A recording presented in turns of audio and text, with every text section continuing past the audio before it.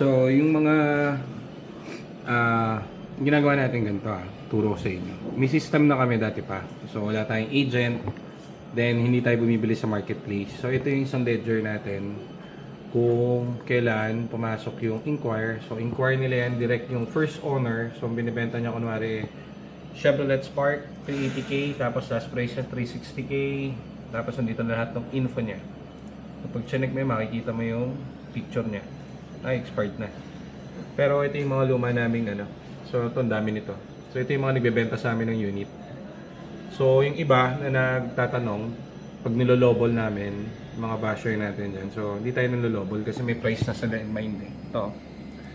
So, kunwari, ito 300 yung price niya, 280 ang last price niya. So, sinasala, fini-filter out na natin dito sa system, yung mga pupuntahan. So, bago tayo dumating dun sa mga bibilan,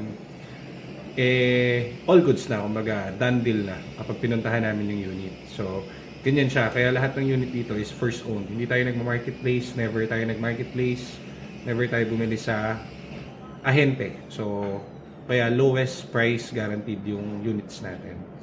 So, yan. Yung system natin dami yan. So, teka, ito yung mga updated eh. Luma na kasi to. So, ito yung mga 2024 natin. So, ayan. Kunwari 2024, Quezon City.